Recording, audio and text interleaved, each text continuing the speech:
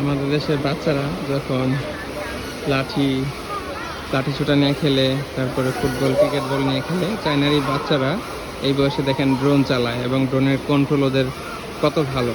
এই যে এখানে দুইটা টায়ারের মতো সার্কেল দেওয়া আছে, তো এইগুলোর ভেতর দিয়ে হচ্ছে এরা এইগুলো পাস করতেছে ড্রোন।